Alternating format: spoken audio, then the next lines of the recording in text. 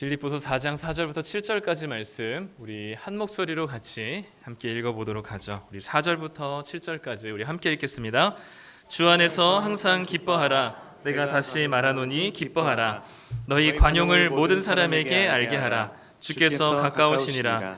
아무것도 염려하지 말고 다만 모든 일에 기도와 간구로 너희 구할 것을 감사함으로 하나님께 아뢰라.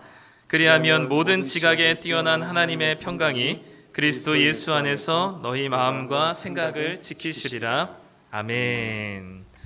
네, 우리 2부 예배에 오신 모든 성도님들 그리고 우리 어린아이들, 학생들 그리고 청년들 모두 환영하고 축복합니다.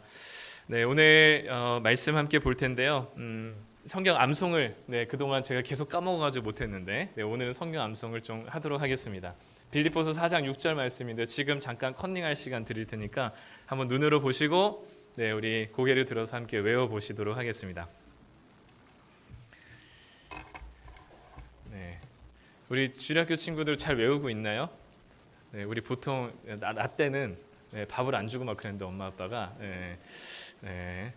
다음 이번 한 주는 또 말씀을 안 외우면 밥이 없는 한 주가 됐으면 좋겠습니다. 우리 빌립보서 4장 6절 말씀 우리 함께 외워보도록 하겠습니다. 시작. 아무것도 염려하지 말고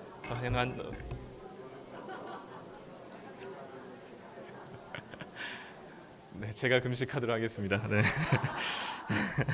아무것도 염려하지 말고 다만 모든 일에 기도와 간구로 너희 구할 것을 감사함으로 하나님께 아뢰라 하는 말씀. 오늘 이 말씀 가지고 함께 나누도록 하겠습니다. 한 주간 평안하셨나요? 비가 많이 쏟아지고 오랜 비 소식에 긴장했던 한 주간인데 저희 교역자들도 긴장감을 가지고 한 주간 잘 보냈습니다. 다행히 교회 건물은 크게 비 새는 데가 없고요. 그래서 안전하게 일주일을 잘 버텼습니다. 우리 성도님들 집과 또 일터는 어떤지 좀 궁금한데 신앙 이렇게 일주일을 좀 지내면서 신앙이 의외로 되게 뭔가 신비하고 되게 스펙타클할 것 같지만 신앙이 의외로 굉장히 평범하고 그리고 사랑도 의외로 사소하다는 걸 느끼는 시간들이었던 것 같습니다. 월요일부터 계속 비가 쏟아지니까 성도님들이 한 분 한 분 교회로 연락하셔서 교회가 괜찮은지 묻는 안부 전화가 그렇게 반갑고 따뜻할 수가 없었던 것 같고요. 또 어떤 분은 지나가면서 생각나서 샀다고 하시면서 사무실로 무심하게 오다 주운 듯이 체리를 툭 던지시고 가시는 손길들도 있었고 또 해외여행 갔다가 오시면서 간식을 사오셨다고 과자 한 박스를 건네주시는 분들도 계셨고 또 어제는 주일 식사 준비하시는 분들이 농수산물 가셨다가 옥수수를 사가지고 오셔서 또 쪄서 같이 나눠주시는 그 손길들 하나하나가 되게 사소하지만 그런 것들이 좀 쌓이니까 이게 사랑받고 있다는 사실을 느끼게 되는 것 같아요. 오늘 이 설교도 우리들 신앙도 사소한 일상들이 좀 쌓여질 때 특별한 뭔가 격한 경험이나 아주 신비한 경험보다 아주 사소해 보이는 그 시간들이 좀 쌓여질 때 우리 신앙이 좀 더 견고하고 단단해지지 않을까 싶습니다. 오늘 설교도 사실 그 많은 설교들 중에 하나일 테지만요, 켜켜이 잘 쌓여지는 한 장의 시간들이 되기를 소망하는 마음으로 함께 말씀을 나누도록 하겠습니다. 오늘 말씀은요, 우리가 읽었듯이 평범하고 사소한 것과는 좀 거리가 있어 보입니다. 왜냐하면 오늘 우리가 읽은 말씀들을 좀 이렇게 보니까 굉장히 극단적이고 올인하는 경향이 있어요. 4절에 보니까요 이렇게 말씀하고 있습니다. 주 안에서 항상 기뻐하라. 6절에 보니까요 아무것도 염려하지 말라. 또 6절에 보니까 모든 일에 기도와 간구로 하나님께 아뢰라 라고 얘기합니다. 항상 기뻐하고 아무것도 염려하지 않고 모든 일에 기도와 간구로 하나님께 아뢰라는 이 말씀을 들으시면 어떤 마음과 생각이 드시나요? 이렇게 열심히 항상 기뻐해야 되겠다, 아무것도 염려하지 말아야 되겠다라는 자신감과 결단의 마음이 생기나요? 아니면 나는 왜 이렇게 기뻐하지 못하고 늘 우울하고 늘 염려와 걱정 가운데 살까? 내 믿음은 왜 이렇게 부족해가지고 하나님을 믿지도 못하고 신뢰하지도 못하고 늘 걱정과 염려 속에서 살아갈까라고 생각하시면서 죄책감을 가지시나요?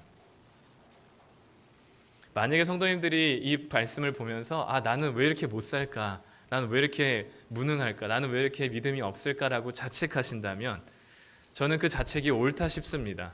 그리고 이 말씀이 굉장히 극단적이고 부담스럽고 틀렸다라고 말하고 싶어요. 어떻게 사람이 항상 기뻐할 수가 있을까요? 어떻게 사람이 단 한순간도 모든 일에 하나님께 기도할 수 있을까요? 어떻게 사람이 아무것도 염려하지 않을 수 있을까요? AI도 그렇게는 못할 것 같아요. 살다 보면 가족들이 아플 때 어떻게 걱정하지 않을 수 있습니까? 자녀들이 방황하거나 진로를 결정하지 못할 때 어떻게 걱정하지 않고 염려하지 않을 수가 있어요? 내 몸이 아파가지고 지금 당장 힘이 없을 때 왜 걱정하고 염려하지 않을 수 있습니까? 당장 쓸 돈이 부족한데 왜 걱정하지 않고 염려하지 않을 수가 있겠어요? 살면서 염려하지 않고 살 수 있는 방법은 없는 것 같아요. 그런 것들을 볼 때 모든 일에 염려하지 말고 기도하라는 이 말씀을 너무한 거 아닌가 싶다는 생각이 듭니다. 이게 과연 우리에게 적용이 가능한 말씀인가? 이게 진짜 합당한 말씀인가? 이거 가지고 진짜 따라해야 되나? 그럼에도 불구하고 하나님께서 기뻐하라 하셨고 하나님께서 염려하지 말라고 하셨고 하나님께서 기도하라 하셨기 때문에 우리 하나님께서 그렇게 말씀하셨다면 그 말씀하신 이유라도 좀 생각해 보고 그렇게 말씀하신 의도가 있지 않나 생각해서 오늘은 하나님께서 왜 우리에게 항상 기뻐하라 하셨고 그리고 아무것도 염려하지 말라고 하셨고 극단적일 만큼 모든 일에 기도와 간구로 하나님께 아뢰라고 하셨는지 그 의미와 그 의도를 좀 생각해 보고자 합니다. 우리가 보통 염려하지 않고 하나님께 기도한다고 했을 때 그 기도하면서 하나님께 맡기는 그 이유와 근거가 뭔가요? 왜 우리는 하나님께 염려하지 말고 하나님께 기도함으로 하나님께 아뢰야 될까요? 우리 걱정과 근심을? 우리는 한 가지 우리에게 익숙한 답이 있습니다. 뭐냐면 우리가 염려하지 않고 하나님께 기도하고 맡기면 하나님께서 그 문제를 해결해 주실 것이라는 기대와 소망이 우리들에게 있기 때문에 우리는 그 믿음을 가지고 염려하지 말고 하나님께 기도하며 맡깁니다. 더더군다나 오늘 말씀에서는 감사함으로 하나님께 아뢰라고 했으니 아직은 우리에게 이 문제가 해결되지 않고 이 상황이 종결되진 않았지만 이미 해결된 줄로 믿고 이미 받은 줄로 믿고 감사합니다라고 감사의 고백을 하면 하나님께서 언젠가 그 문제를 해결해 주실 것이라는 하나님께서 응답하실 것이라는 확신과 믿음을 가지고 우리가 염려하지 말고 하나님께 기도하는 것을 익숙하게 생각하기도 합니다. 그러면 근데 다시 묻고 싶은 거죠. 정말로 염려하던 것을 멈추고 하나님께 기도했더니 하나님께서 그 문제를 해결해 주시던가요? 돈 때문에 걱정하다가 하나님께 맡겨야지, 하나님께 기도해야지 하고 하나님께 기도하고 맡겼더니 정말 그 부족한 돈을 하나님께서 딱 하고 채워주시던가요? 진로가 점점 희박해져서 뭘 해먹고 살아야 될지 걱정하다가 하나님께 기도하고 맡겼더니 하나님께서 그 진로를 보여주시던가요? 그럴 수 있습니다. 하나님께서는 그러실 수 있는 분입니다. 그런데 그것을 내가 경험했다고 해서 그것이 우리 모두에게 적용될 상황은 아닙니다. 저도 이런 경험들이 있습니다. 교육자들도 자주 그런 간증들 하죠. 학비가 모자랐는데 하나님께서 어떻게 딱 채워주시는, 휴학해야 되는데 자퇴해야 되는데 하나님께서 딱 채워주시는 그런 은혜들 경험할 수 있습니다. 저도 경험한 적이 있습니다. 하나님께서 그렇게 해결해 주실 수도 있어요. 그런데 저에게 그렇게 해결해 주셨다고 모든 사람들에게 하나님께서 그렇게 응답하실 것이라는 것은 아닙니다. 그리고 이 순간에 하나님께서 이 문제를 이렇게 해결해 주셨다고 우리들에게 적용되는 모든 문제가 그런 식으로 하나님께서 해결해 주신다고 생각할 수는 없습니다. 그렇기 때문에 우리가 기대하는 것, 이것을 하나님께 맡기면 하나님께서 해결해 주시겠지라는 기대함으로, 소망으로, 그리고 그 염려를 멈추고 하나님께 기도하는 것은 조금은 일반적이지 않다 싶은 거죠. 그러면 우리는 왜 어떻게 염려하지 않고 감사함으로 하나님께 기도할 수 있을까? 그걸 오늘 세 가지를 좀 생각해 보려고 합니다. 세 가지가 뭐냐면 첫 번째는 기도의 대상입니다. 기도의 대상이 누군지 안다면 우리는 염려하지 않고 기도할 수 있습니다. 두 번째는 우리가 기도에 응답하시는 분이라는 사실을 깨닫는다면 우리는 염려하지 않고 기도할 수 있습니다. 세 번째는 기도의 동기가 처음에는 염려와 걱정으로 시작했지만 이제는 기도 자체가 즐겁고 행복하다면 우리는 염려보다는 기도의 자리로 나아갈 것입니다. 이 세 가지를 오늘 보도록 할 텐데요. 오늘 아까 읽을 말씀 7절 말씀을 다시 한번 읽도록 하겠습니다. 시작. 그리하면 모든 지각에 뛰어난 하나님의 평강이 그리스도 예수 안에서 너희 마음과 생각을 지키시리라. 네, 우리가 기도하는 우리가 염려하지 않고 하나님께 아뢰할 수 있는 이유는 뭐냐면, 우리가 염려를 멈추고 하나님께 기도할 수 있는 이유는 뭐냐면, 우리의 기도를 들으시는 분이 누구냐는 것을 알 때 가능합니다. 그분은 우리의 하나님이시라는 사실이죠. 그런데 이 하나님은 그냥 우리보다 능력이 조금 많으시고 우리가 가진 재산보다 조금 더 많으신 정도가 아니라 우리의 모든 지각과 이성과 생각을 뛰어넘고 초월하시는 아예 다른 차원의 존재이라는 사실을 우리에게 보여주고 있습니다. 그게 바로 7절 말씀에 모든 지각에 뛰어난 하나님이시라고 말씀하시죠.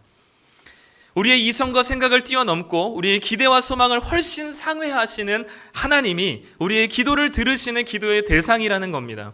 마치 2차원에 있는 존재가 3차원에 있는 입체를 이해하지 못하듯이 2차원에 있는 사람들은 평면만 보는 2차원의 존재들이 입체적인 3차원의 입체를 이해할 수 없듯이 완전히 차원이 다른, 우리와는 완전히 상반된, 우리의 능력과 우리의 기대와 우리의 감각과 우리의 생각과 우리의 능력을 훨씬 더 뛰어넘어 존재하시는 하나님이 우리가 기도하는 대상이시라는 사실을 믿을 때 우리는 이 기도가 염려에서 기도로 넘어갈 수 있는 것이죠.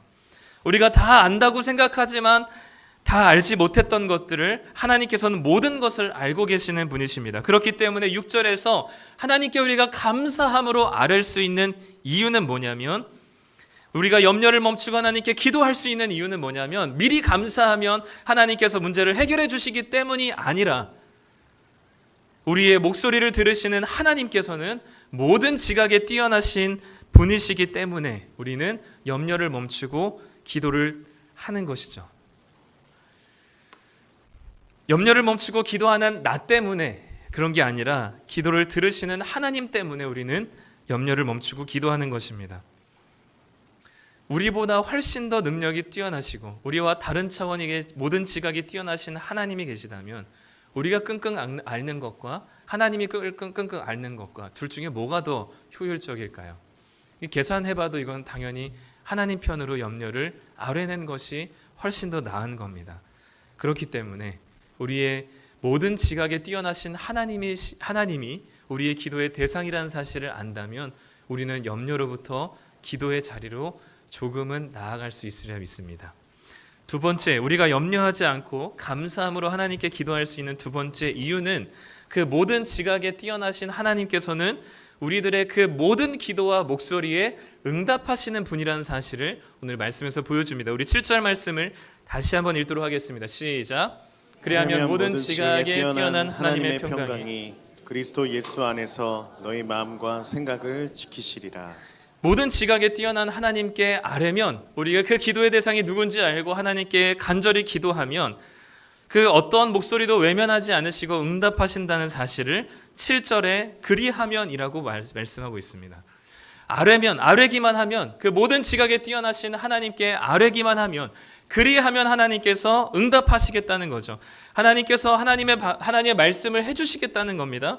그런데 하나님께서 그리하면 다음에 당연히 나와야 되는 게 뭐예요? 너희 소원과 너희 간구를, 너희 염려를 하나님께 아뢰라. 그리하면 너희 염려를 해결해 주실 것이다. 너의 문제를 해결해 주실 것이다. 너의 소원을 들어주실 것이다. 라고 나와야 되지만 그 바로 뒤에 7절 말씀에는 그리하면 모든 지각에 뛰어난 하나님의 평강이 그리스도 예수 안에서 너희 마음과 생각을 지켜주신다고 합니다.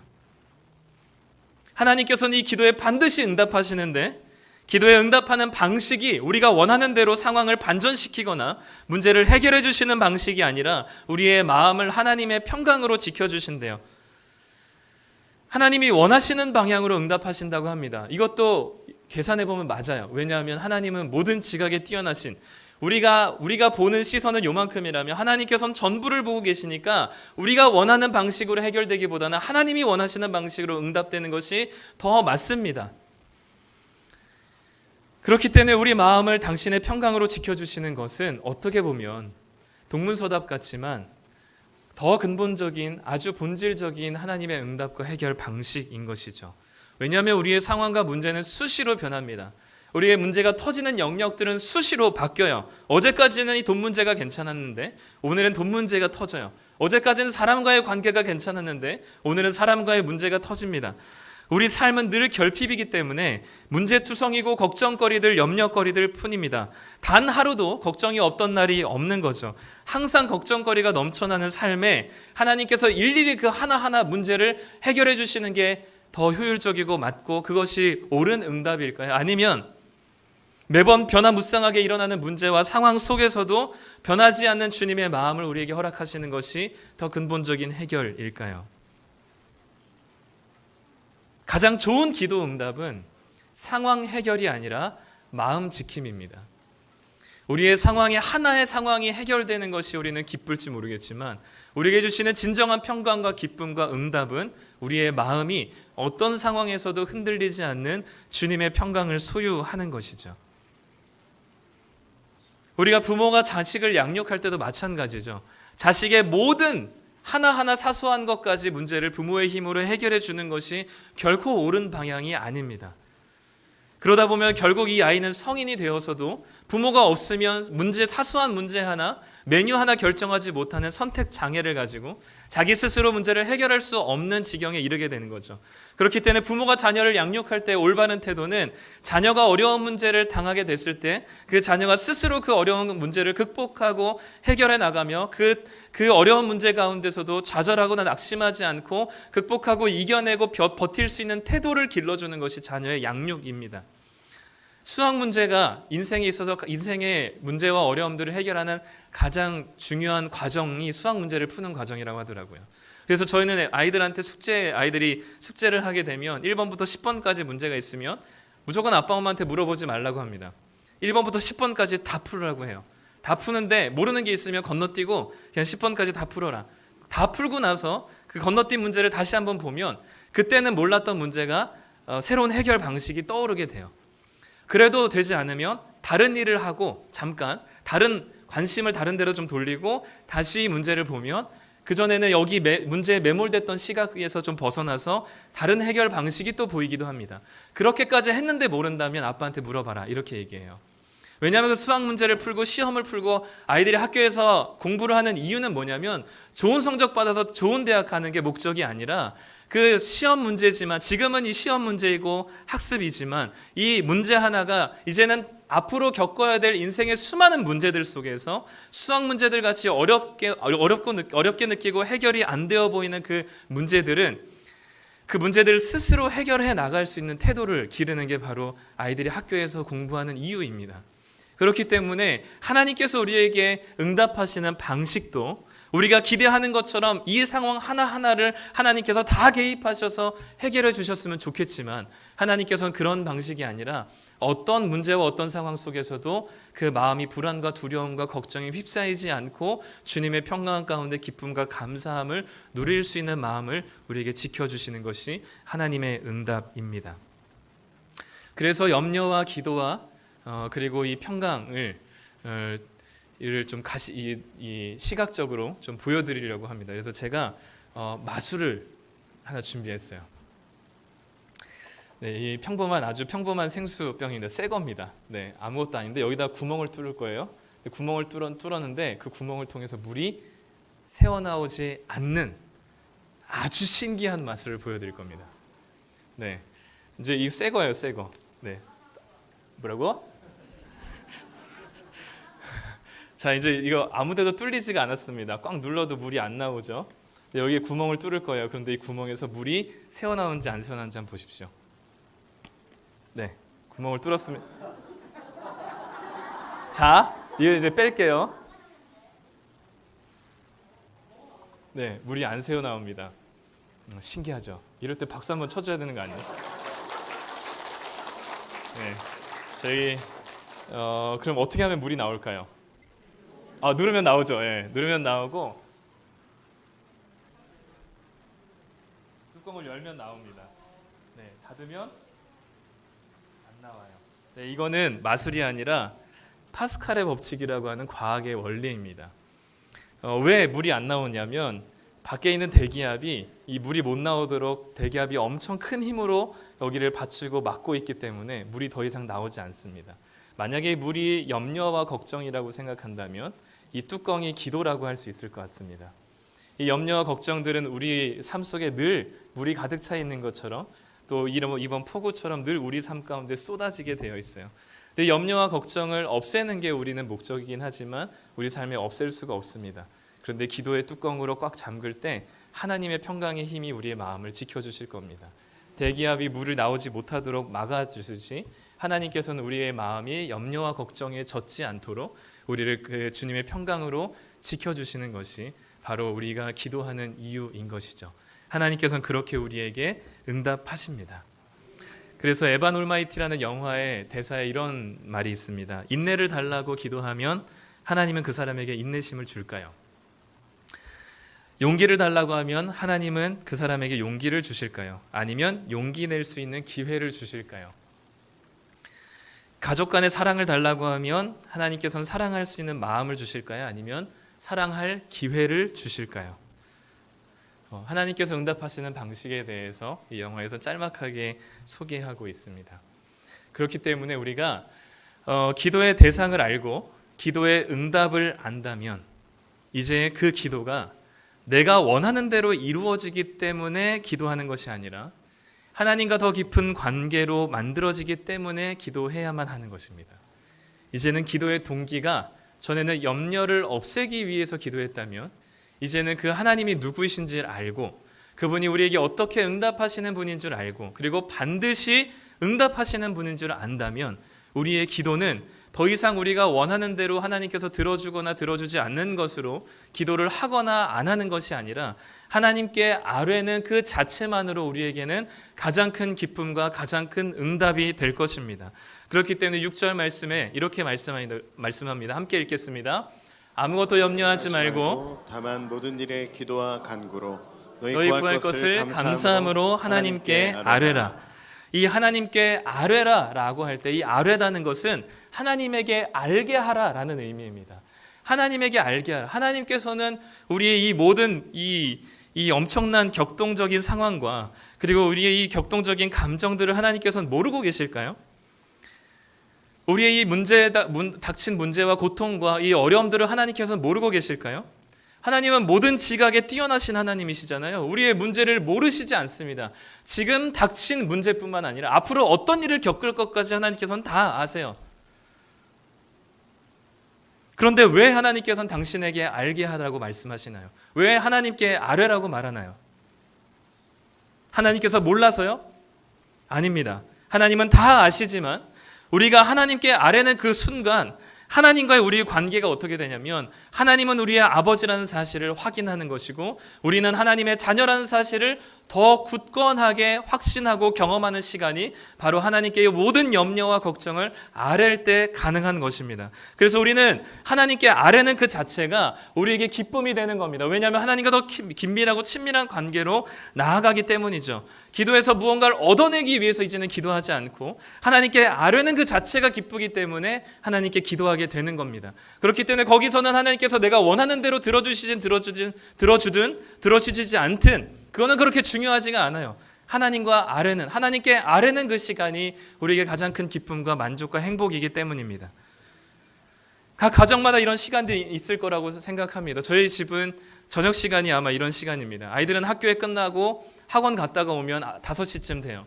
저희 아내도 4시 반에 일이 끝나고 5시쯤 집에 오게 됩니다. 저는 저녁 6시쯤 집에 들어가죠. 아이들은 1시간, 5시부터 6시까지 1시간 동안 TV와 핸드폰을 합니다. 저희 아내는 저녁 준비를 하죠. 제가 6시에 퇴근하고 나면 아이들은 핸드폰과 TV를 끊고 저에게 와서 일일이 시시콜콜한 하루의 이야기들을 꺼내기 시작합니다. 그렇게 시작된 이야기들은 저녁 식탁까지도 이어지게 되죠.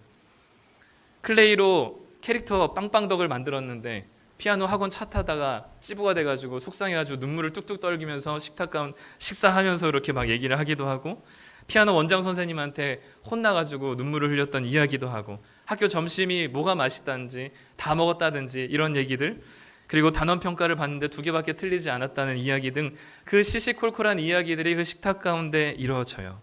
그 이야기에 눈을 맞추고 반응하며 하는 그 시간에 문제가 해결되어서가 아니라 그 자체로 뭘 느끼냐면 여기가 내 가정이구나, 내 아빠구나, 내 자녀이구나 라는 사실을 경험하고 더 견고하고 튼튼하게 확인하는 시간이기 때문입니다.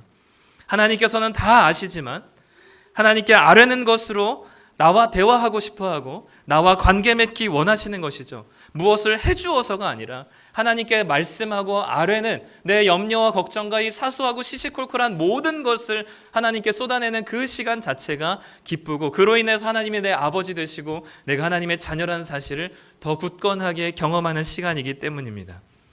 비로소 그 시간에 오롯이 하나님과 내가 친밀해지는 시간이기 때문에 그 어떤 기도 응답보다도 지금 나와 대화하는 분이 하나님이시라는 사실은 부정할 수 없는 겁니다. 이것보다 우선될 수 있는 것이 기도 가운데는 아무것도 없습니다.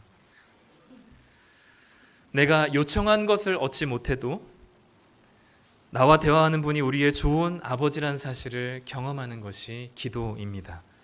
그래서 하나님 아버지와 보내는 그 시간에는 실패이거나 의미 없는 시간은 없습니다. 그 자체로 기쁨인 것이죠.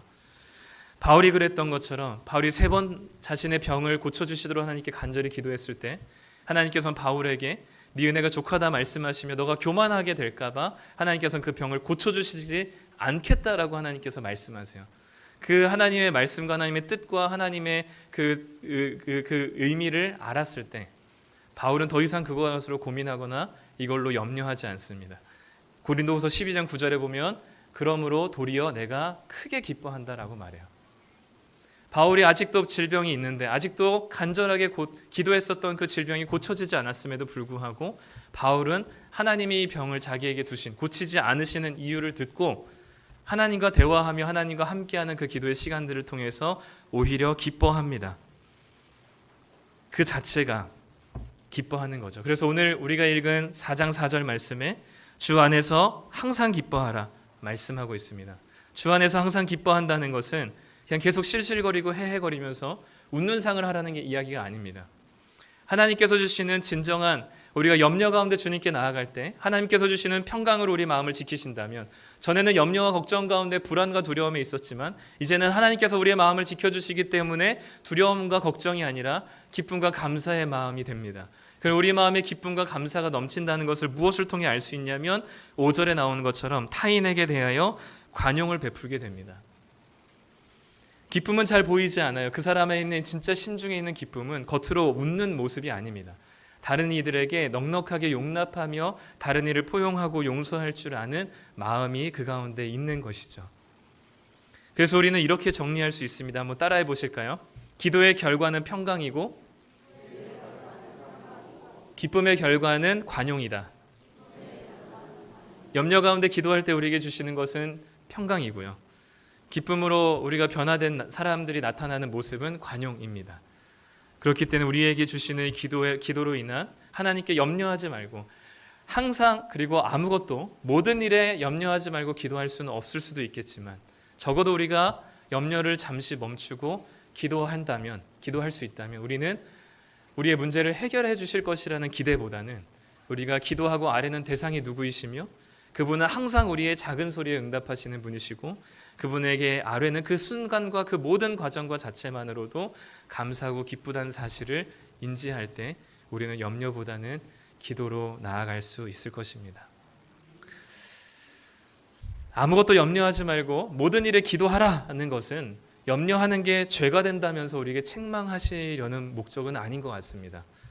염려할 수밖에 없는 상황에서 하나님을 기억하라는 위로의 말씀이다 싶습니다. 염려투성인 세상에서 힘들고 지친 우리들에게 너 또 염려했어? 염려하지 말라 그랬지? 하면서 혼내기 위해서 염려하지 말라고 하는 것이 아니라 우리들에게 하나님 아버지가 계시다는 위로의 말씀일 것입니다. 우리의 삶의 물결이 거세다는 것도 알고 있고 우리 앞에 놓인 문제가 굉장히 심각하다는 것도 알고 있지만 그 부담과 불편함 가운데서도 하나님을 놓지 말라는 격려의 말씀이 아무것도 염려하지 말고 모든 일에 기도와 간구로 하나님께 아뢰라는 말씀이라 생각됩니다. 우리 낮은 숲의 성도 여러분, 우리 여러분의 삶의 현장에 여전히 버겁고 힘든 일이 있지만 제가 감히 괜찮습니다, 염려하지 마세요 라고 말할 수 있다면 그것은 여러분의 삶의 현장을 무시해서 드리는 말씀이 아니라 정말로 우리 마음을 지켜주시는 모든 지각에 뛰어나신 하나님의 평강이 우리 가운데 있기 때문에 그렇게 괜찮습니다라고 말하고 싶습니다. 걱정거리로 넘쳐나는 만큼 우리는 기도 또한 넘쳐나기를 소망합니다. 당장의 염려를 끊고 기도하라는 소리가 아니라 염려가 이만큼 많다면 그만큼 기도의 자리로 나아가신다면 우리의 염려는 점점 줄어들고 주님이 주시는 평강 가운데 기쁨 안에서 살아가게 될 것입니다. 염려로 불안하고 두려운 우리 마음이 하나님의 평강으로 보호되기를 소망합니다. 그래서 이제는 무엇을 얻어내기 위해서 또는 내가 원하는 대로 이루어지기 위해서 기도하는 것이 아니라 하나님과 더 깊은 관계로 나아가는 기도 자체가 우리에게 가장 큰 기쁨이기를 소망합니다.